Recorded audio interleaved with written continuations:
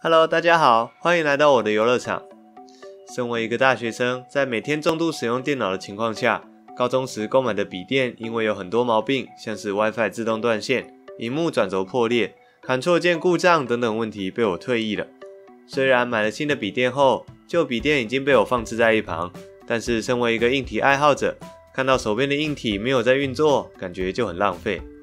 于是我决定把笔电的萤幕拆下来，搭配额外购买的驱动板，看能不能把它变成外接萤幕。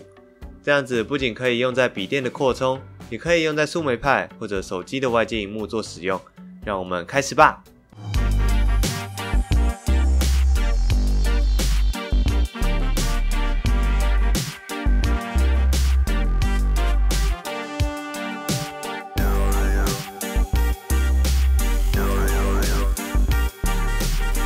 这个是 MNT68676 LCD 萤幕驱动板。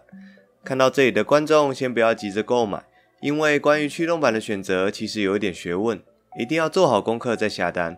我也借着这次的经验，让我学到许多东西。大家都知道，常见的萤幕连接副有 VGA、DVI、HDMI 这几种，但是对于笔电这种排线型的萤幕，大家的认知就比较少，而我也不例外。排线型的萤幕接口分别有 LVDS 讯号、EDP 讯号以及 MIPI 讯号，它们分别使用 IPEX 40 pin、IPEX 30 pin 以及 DSI 接口。DSI 接口是专门给行动装置或树莓派使用的。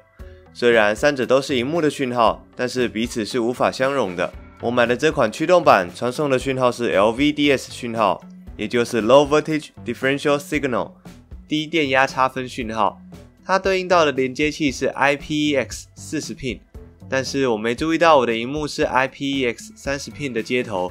虽然自己做了一条转接线以及驱动板专用的按钮板，但是通讯协定不一样，当然亮不起来啊。后来我就另外买了一块 EDP 专用的驱动板，并且将附赠的 EDP 连接线以及按钮板连接到笔电的萤幕以及驱动板上。如果观众朋友也想改造自己的旧笔电，别忘了要跟卖家说自己的萤幕型号，这样卖家才能够在驱动板上烧入专用的驱动程式，不然萤幕一样不会动作哟。将电源接上后，先不要接上 HDMI 讯号线，可以看到萤幕亮起来并显示无讯号，那就成功了。这时候把讯号线接上，就可以正常显示萤幕的内容。但是现在这样的外观有点丑，而且萤幕在没有任何外壳保护的情况下也很脆弱。因此我使用在美术材料行都会贩售的封扣板作为外壳的材料。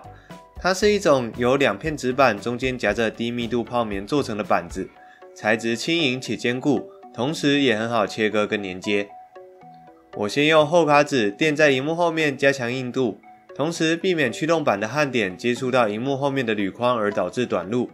再来用热熔胶固定驱动板与开关板后，将裁接好尺寸的封扣板用保丽龙胶固定在一起。背面的按钮我将竹签切成小段小段的，用热熔胶粘在按钮开关上，这样一台可吸式外接萤幕就完成了。如果你喜欢我的影片的话，别忘了帮我订阅、按赞、分享，也要记得开启小铃铛哦。那我们下次再见，拜拜。